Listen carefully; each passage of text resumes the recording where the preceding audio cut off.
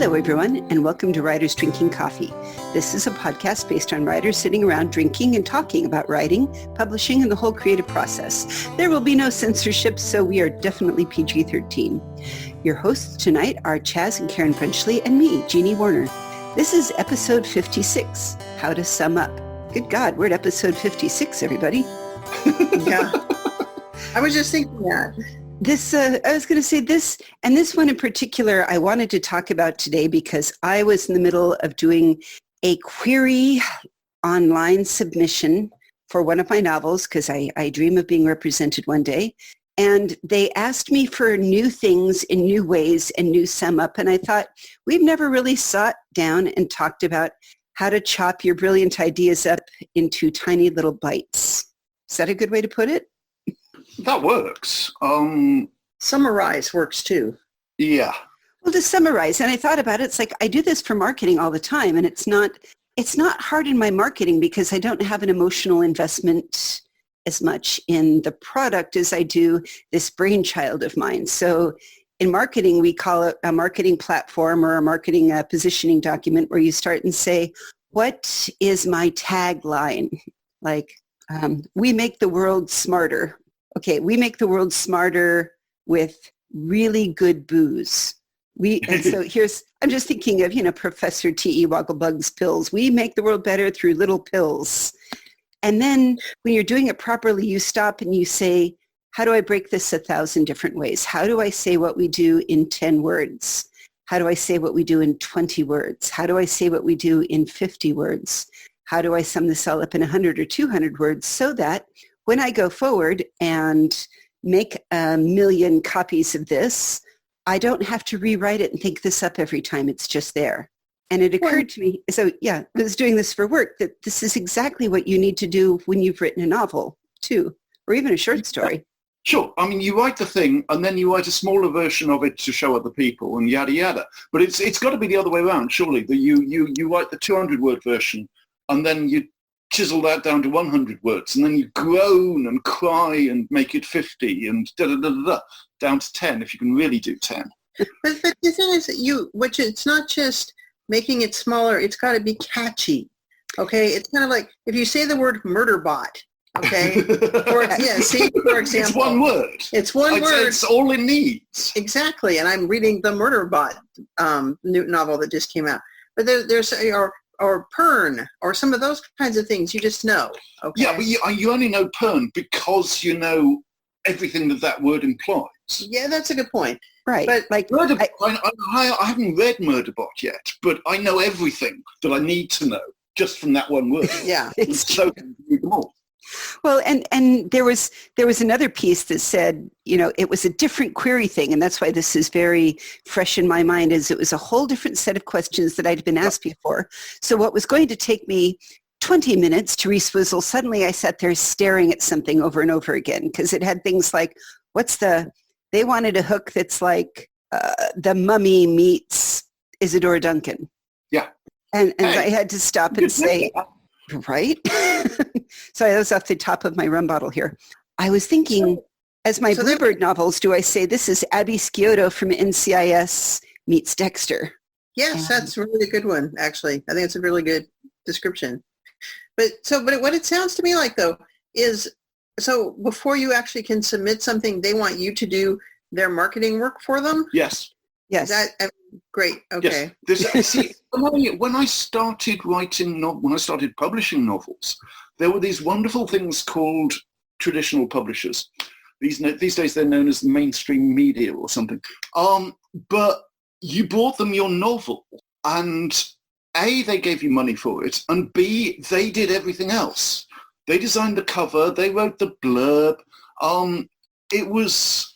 We hadn't even gotten to the blurb part yet. I know. It's coming. The industry, it's one of the ways the industry has changed radically during my lifetime, during my professional lifetime, is that the authors are now asked to do a lot of things that they were not asked to do before. And basically presenting a marketing plan is one of them. It is. And I think it can be a little bit daunting for somebody who's never done a marketing plan or thought about marketing. I mean, if they literally started with that of, I've written, somebody who's poured their lifeblood into a novel, and every night they've opened their veins to come up with the word and spread their pain all over the pages, and they're done. And somebody says, well, what's your synopsis? Yeah. You literally, what? Yeah. Synopses. I mean, I can do the thing where you sit down and you write a synopsis of what you expect the book to be, and then you write the book and it's nothing like that. Taking a book that you've written and trying to reduce that to synopsis length or shorter is hell. It's a nightmare. Well, part of that too is, as the writer, you're really close to it, closer than anybody else. Whereas when you do these kinds of things for work, for like my day job kind of stuff, it's a lot easier because I have no emotional anything involved in it. I can step back, I can do that kind of thing. Plus, I also have a company full of other people who also work there. This I was going to say is that one of the main reasons, indeed, I think the prime driver for Bookview Cafe, that wonderful authors cooperative to which I'm proud to belong, was that there was this general feeling that all of us were good at something. Nobody was good at everything. Why didn't we pool the skills we have? So when we're publishing a book by one of our members now, as likely as not, someone else will write the cover copy. Someone else will figure out how to promote it. Will reduce it to a tweet or whatever, because they don't have that closeness. They may have an intimacy with the text, but they don't have the emotional attachment that the actual author does. Yeah, but still you got to get in with them, and Bookview Cafe, takes somebody who's already out there. So I'm sort of like saying, so here, Karen, who has finished her first novel, for instance, let's presume that you finished the Robin Hood novel, right? Okay, let's pretend that. I love this. So the challenge is you're going out there and you're saying, all right, I am ready. I have researched to figure out the first set of query letters. I've got my 10 first query letters to 10 good agents and how to research an agent. We actually already talked to an agent, so you have to go back and listen to old episodes. But you found the right agents and you want to do the pitch. Only then you go out and look at their website, and they have 10 different things that they want. Now, one of them who likes the full synopsis, there was one that was, say they want you to do 2 pages of Robin Hood, including all the events that happen to the conclusion, 2 pages, go. There's got to be an advantage to having been a plotter rather than a pantser, because you can at least look back at your old outline, maybe. Well, that's one of the advantages of having been a computer programmer in the past, is I think that way. Okay, I can go back and describe step by step some of these things, because I'm not a plotter per se, but I can't write I have to build on what's come before, the same way you write a program. I can't just stick something in the middle and say, oh, we'll cook things up later. I mean, I realize some programming is done that way, but that's called bad programming. Hey, now, no judgy. Yeah. But anyway, that is an advantage to me because of the way I write. Because of the way I write anything, it's just I am that particular kind of brain that does that. But if I would, if you are a pantser, I can see how that would be rather difficult. Looks to husband. Hello. I hate with a great hatred any requirement to describe a novel in any number of words shorter than the number of words that novel contains, because those are the number of words that I needed to tell that story. And breaking it down into Thingamy meets What's Name or whatever, I can't. There is a horribly successful, ridiculously successful British author whose name I'm not even going to mention on this blessed program, who made a TV documentary one time about his process and his general way of being. And one of the things he said was that you needed to be able to describe your book in one sentence. And honestly, I mean, if you can describe your book in one sentence, what the fuck was the point of writing the book? But see, it's not, it's describing it. It's not telling the story. I mean, it's a tease. What you're trying to do is tease someone, okay? It's like, say if, for example, if you've ever been in a bar when you were single, okay? Like none of us have ever done this. A bar. In a bar when you're single and you want, there are all sorts of people of the appropriate gender, whatever, that you might be interested in, or you want to be interested in you. You're not going to tell them your life story, or you're not going to go home with them. So it's the same kind of thing. You've got to tease, okay? You've got to catch their idea. That use, like Murderbot. Ah, you got me right there. But you might want to say, this is even saying a fantasy or something. You don't want to describe it in that way. You don't want to be, of course it's going to be a fantasy or a science fiction or a novel or whatever. It's a, Robin Hood must save Marion from being forced to marry the sheriff of Nottingham, okay? Which right there is actually by itself kind of boring because everyone is, that's kind of the standard Robin Hood plot, which is why I gave it to you, not my plot. But it's got some love, some tension, a bad guy, sheriff of Nottingham. Oh my God, virginal, because of course she's virginal because maid Marion. There's... Yeah, but you're building that out of things that everybody knows already, known blocks. Robin Hood, everyone knows. Marion, everyone knows. Sheriff of Nottingham, everyone knows. So then... How do you do it with a science fiction or a fantasy novel where nothing like that can be presumed or... Well, you can change Robin Hood to a fabulous medieval archer in love with the Lord's daughter, must save her from being forced to marry against her will to the evil sheriff. I mean, you can sure, do but that then kind of everybody stuff. immediately maps that onto Robin Hood, and again, No, you're talking. I'm assuming no one's heard of Robin Hood. Okay. Because you were saying everyone's heard of Robin Hood. Yeah, Well, what if yeah, they haven't? yeah, okay. So, Well, I mean, I was going to say, what if I said, okay, this was actually, I caused trouble in Twitter the other day, and it was funny for me. It was one of the bigger threads. So I said, all right, what if I said King Treason Weasel stole the throne away from the rightful queen, and it was up to an overweight middle-aged marketing girl to set it all right via social media? I like it. That sounds interesting. Off you go. Yeah. But you see, there's the thing. Nobody knows. They just like the name King Treason Weasel.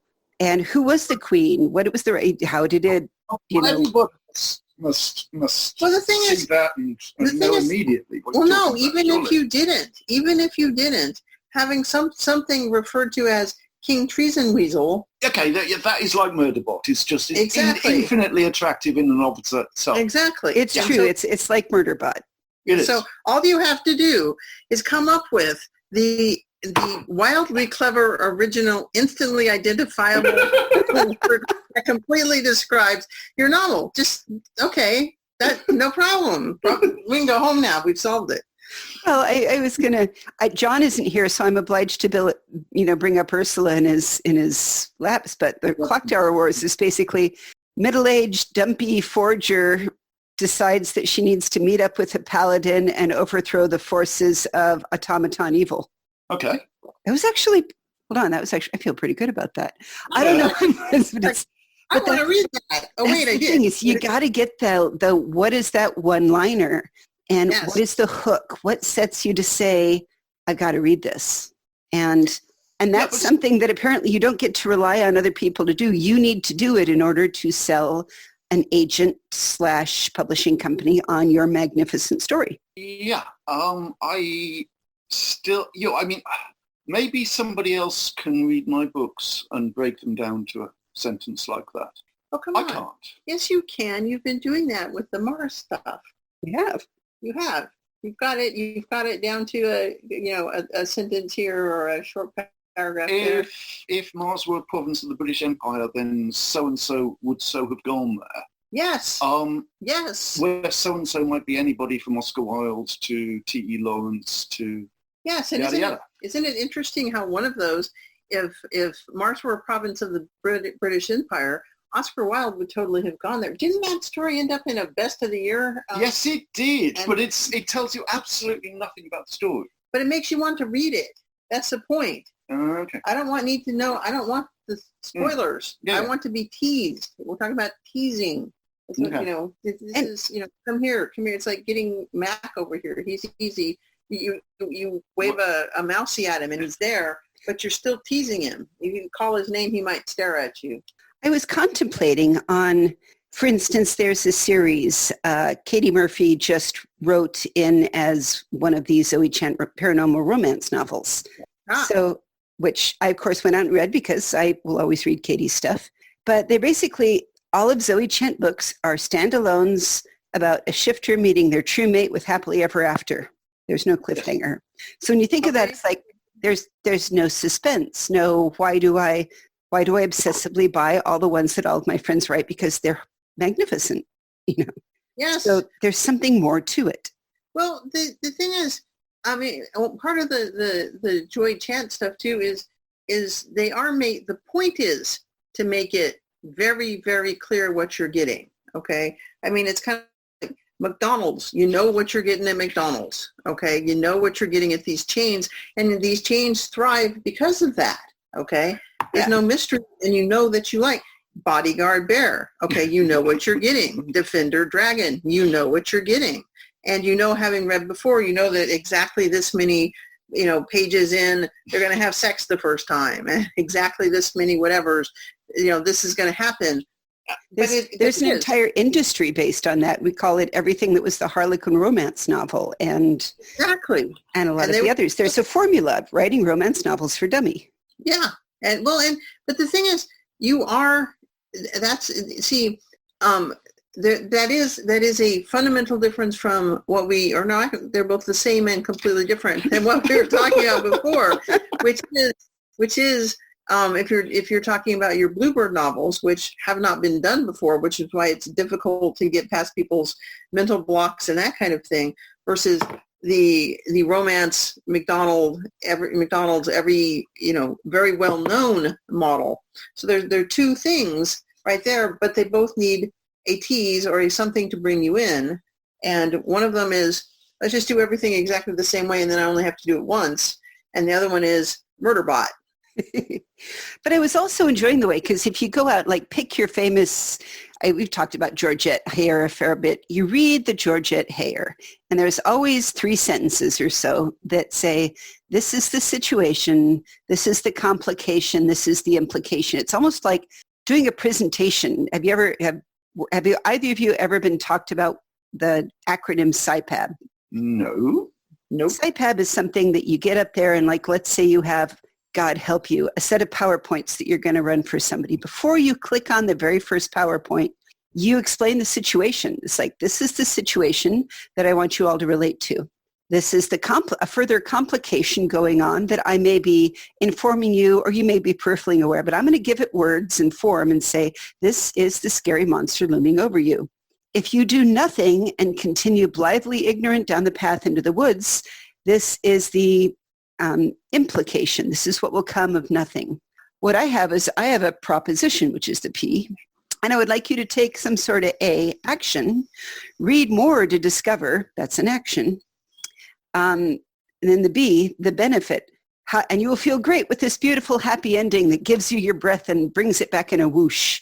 And I've literally seen books that do that, saying, here's my SIPAB, here's my whoosh, and you've already told me what I'm going to feel. And because I read it, I'm like, okay, I'm ready to feel that. And it works because that's what SIPABs do. It's like marketing people get together and figure these things out for a living. And they get better with practice. So this is why I no longer want to throw up if I have to stand in front of 3,000 people and talk, because I can throw a SIPAB in anything. Yeah. Just try not to yawn too much the next time you do it. Because, It was that one Lots- time, and that was a lot of rum. Yeah. Okay. Well, okay. I understand. So, the point of this discussion of marketing is this just marketing ourselves to agents, or is this? Well, it's kind of a heads up of there's a step that many people may not be involved in, because I'm presuming that everybody out there has got a short story in them somewhere. And they're going to want to someday say, if my short story has meaning and it has emotion and it has relevance in the theme or the tone, maybe I could make somebody's life better if they read it. So I'm going to try to send it out there. And I think that's important. I mean, even if it's just a story of how you feel with your cat jumping on your chest in the morning when you feel, my life has meaning. I am here to pet my cat. How can you make, how do you make somebody else feel good until you launch your story out there and try to find a place that they'll publish it on the web or on a site, and how do you bring people in to say, I've had a really crap day. My God, could I use a nice cat picture or cat story? There's your one-liner. If you've read your short story, but there's your little tag. How do you breadcrumb somebody into saying, read this, maybe you'll feel better? I don't know, but it's better than not feeling better. Well, yes, or make someone angry, or cause an emotion. I would say, rather than necessarily feel better, but cause an emotion. Well, exactly. There was. I mean, I occasionally go out and surf Twitter and the hashtag writers community, and there was somebody that's like, I'm just too depressed. I can't write anymore. I mean, why do I even bother? Maybe I only make one person's life better. And I had to say, well, what if you make one person's life better? What if that person feels less alone because they read your story, and maybe that was the story they needed to keep them from lying around and obsessing about the weight of life's problems. Maybe it made them smile. Maybe that's enough. That can be enough. Don't stop. That's the crabs on the beach thing, where two people are walking along the beach, and the beach is full of crabs, and the sun is beating down, and all these crabs are going to die. And one of them picks up a crab and tosses it back into the far ocean, where it will thrive and live. And their companion looks at them and says, what the hell was the point of that? You can't throw back all of them. You're not going to make a difference here. And they just say, well, it made a difference to that one. Sure did. Yeah. Yeah. We're pounded so often between the double of you can't change anything, you can't do anything, you are helpless in the face of this overwhelming monolith of the zeitgeist of today. Like, okay, maybe I can't change a steamroller, but maybe I can convince somebody to roll out of the way. Maybe I can make somebody laugh. Maybe they will stand up and deliver an eloquent speech, or snap a picture like the kid in front of the tanks in Tiananmen Square. Yeah. What can I do as a single person for just a moment that will inspire somebody, that will mean something? And so that's why I think it's important. And I think that somehow in this process of, as we go through the query letters and sending our souls out there and getting our feelings tramped on 1,000 different ways of the, oh, it'll never sell. Oh, I'm not the right person for you. How do you encourage it and say, don't give up? And that's the thing, is I think if you know a little bit about the process before you get into it and say, all right, I'm ready. I've got my pitch. I have my one-liner. I've got my hook. I've got my tell. I can sum this up in 3 sentences. If Aaron Spelling were alive and could stand next to me in an elevator, I could pitch this and he would say, Jeannie, write that series. And I would do it. That's a very good point of comparing this to, because this is the kind of thing that they actually have seminars and meetups and things like this for job seekers. And you're talking about hashtag writers community or whichever. This also gives you an opportunity to practice on other writers or practice on your friends or whatever. You don't have to sit alone in your garret with your bottle of ink and your quill pen. I miss those days.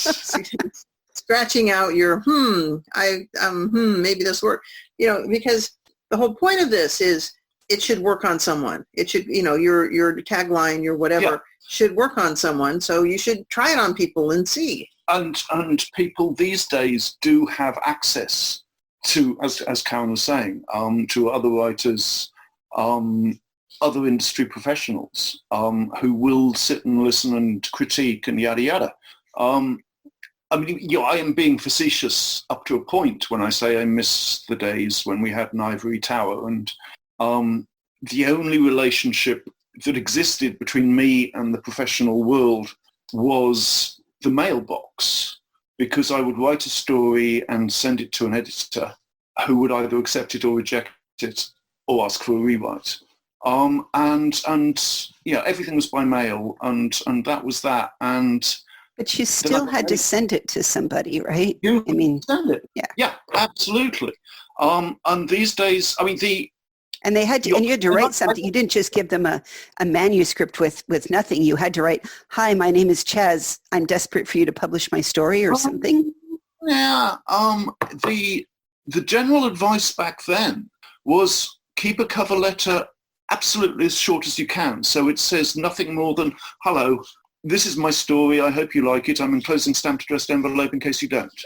And that's what I built my career on. I don't have that background of sort of coaching in query letters and yada yada and doo-dah and all the other stuff that kids today not only do but need to do. Yeah. Well, I've run into them, like Karen sent me a medium on how to write a successful query novel for your query letter for your novel. And there's more. And and as I said, I think it's important to put these links out there and say, just to know how. I mean, what is manuscript form? Make sure you get it right, and how, you want to do the things correct. For instance, you would have never sent it without that "here's your self-addressed stamped envelope," because that was how it was done. Yeah, there were like 3 rules. Everything had to be typed, double spacing, and stamped addressed envelope. That was, if you could do those 3, then you were golden. Because this was in the days when people would still send in handwritten stories, which most editors by then were refusing to read. Yeah. But it was like, it was that early. I'm that old. But also, then it used to be, everything had to be in courier type, like 10 or 12 point or something. Not in the UK. But that's because you could get, I forget, it was like 250 words on a page. So just knowing how many pages it was, you knew how many words it was. And this is not necessarily actual counting individual words. That's how much space it would take on the page for printing. And so it was these called days, casting off. I don't know why it was called casting off, but it was called casting off. Somewhere there was a knitter involved. Exactly. But your editor would flick through the pages and say, yes, this will take 3 columns for 5 pages, yada yada. And now you actually make less money per word because they count your actual words because it's going on online, so they don't care about space. So this is why I've been writing role-playing games, because it's 8 cents a word. I'm just saying. But yeah, and I think that's the fun of it, is how do you make it fun and remind them that maybe the outline wasn't the worst idea, but different short ones, because this is my big running flag, because I figure I have sent out now, I'm at 42 queries, and I ran across a brand new format asking for things that they'd never asked before. For instance, if you'll remember, I wrote to the writing group and asked Kit and Madeline, everybody, and you, Karen, saying, okay, I actually have already written the 2nd book of my Barnabas series, and I intend for it to be at least a trilogy, because he's got to work his way from England through America down to Australia. I had never thought about what to name the series.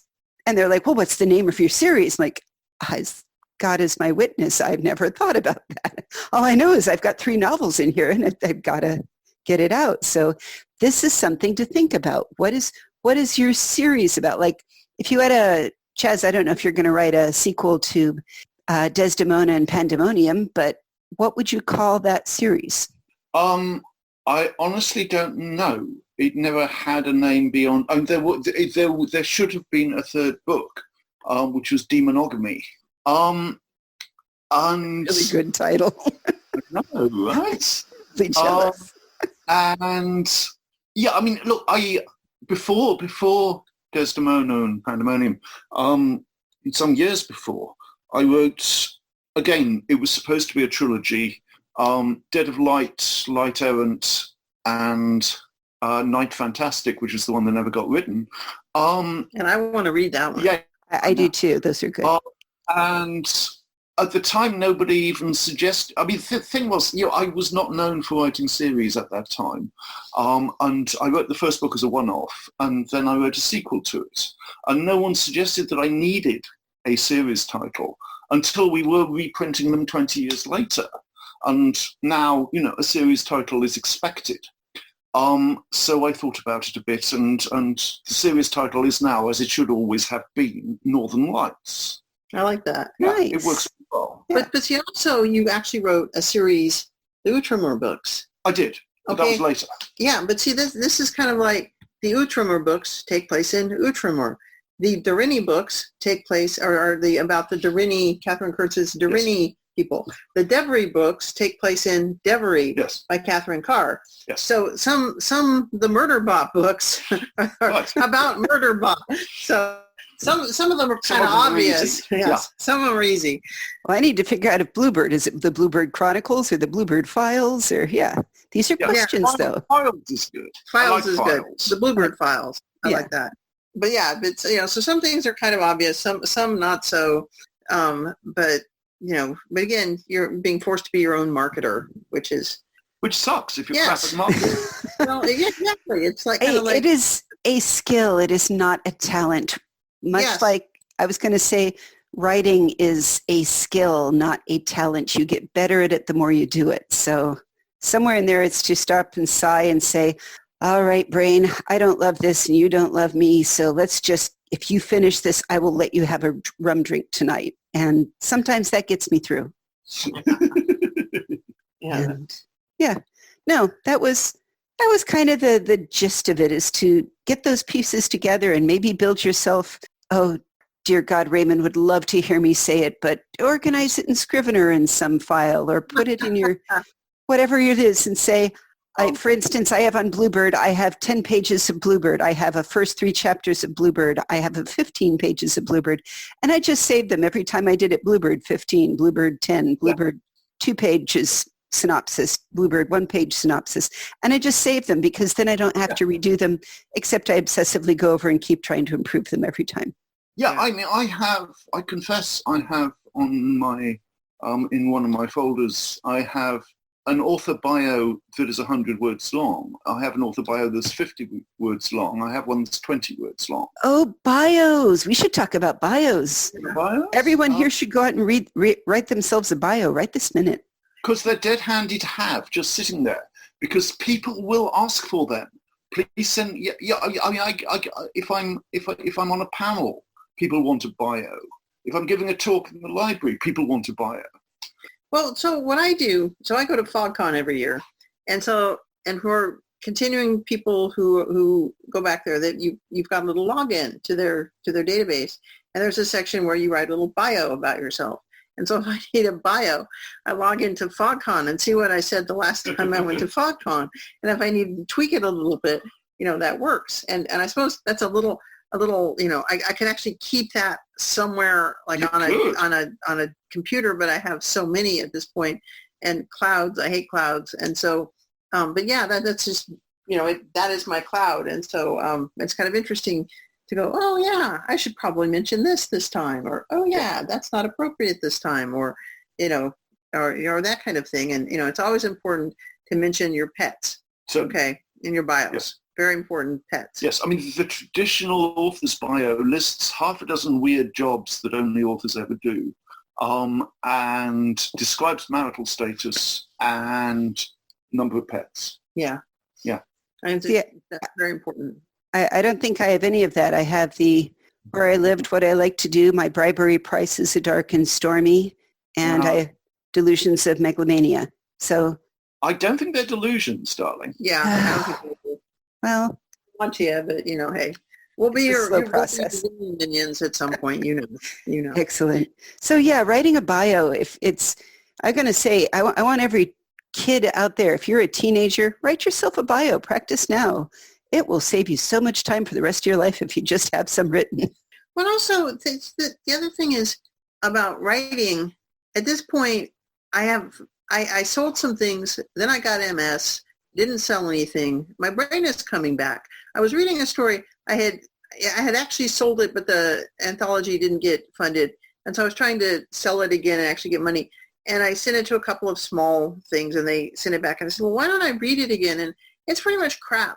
And so I am rewriting it because I realized it needs to be flash fiction. It's not a story, it's flash fiction.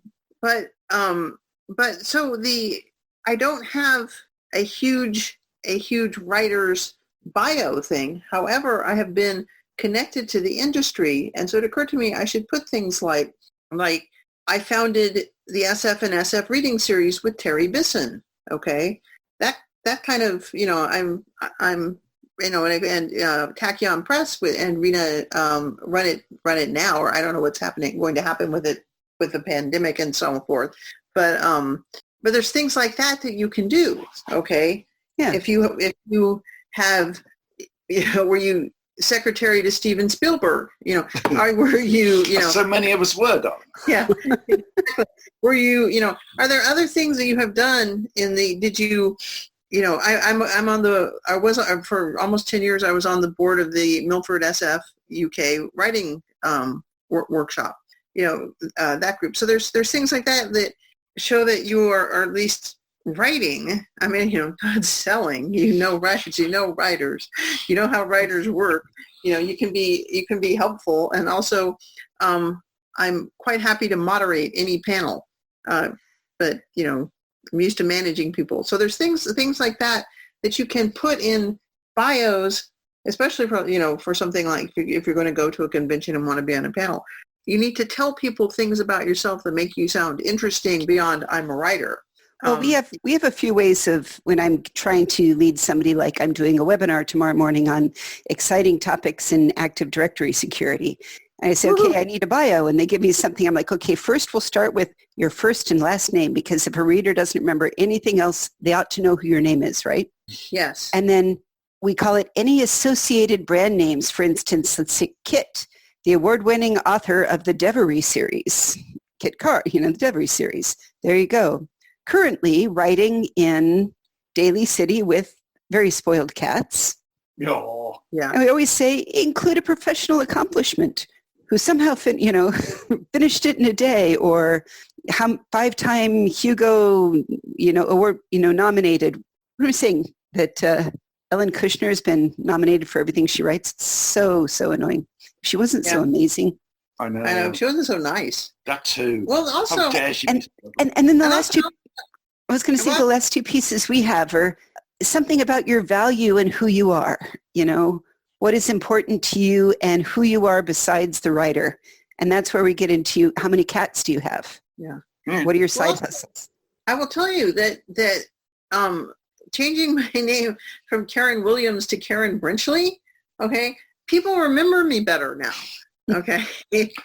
Just saying. Which is odd, because nobody can remember how to spell it. Even so, people have a better idea of who I am now. And they're like, really?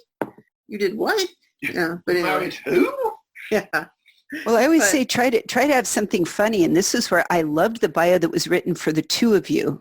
I don't know if you have it floating around easy, but if it's funny, people will remember. And the whole point of a bio is I want people to remember my name. And this is super hard for many shy or self-effacing writers out there, but it is important that people remember your name, because your work will speak for itself, but also you need to occasionally speak for your work.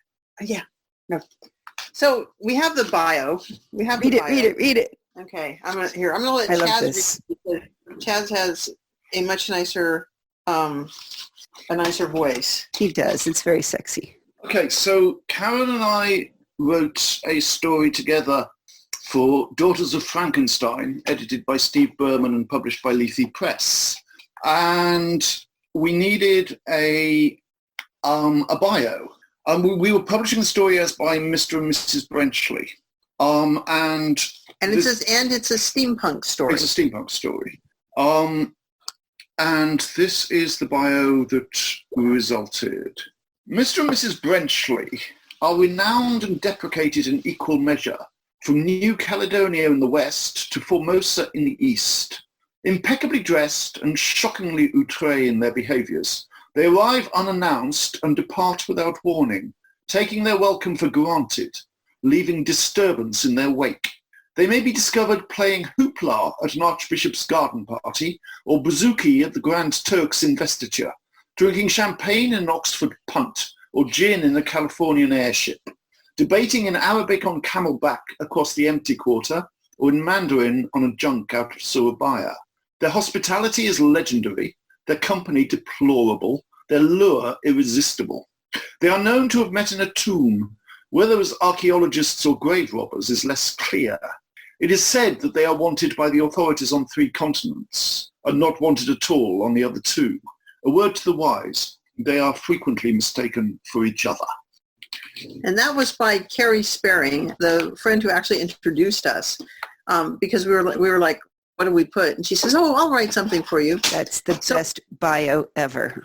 Well, Yes. so Madeline Robbins, who we had on the show just a few episodes ago, she was saying she wanted a bio like that for her, so I wrote one, and she's too nice to actually use something like that. But my last line was, her husband has an Emmy, whose he doesn't know. Oh, He really does have an Emmy, so Excellent. but it's his very own. it's his very own. He earned the Emmy, so.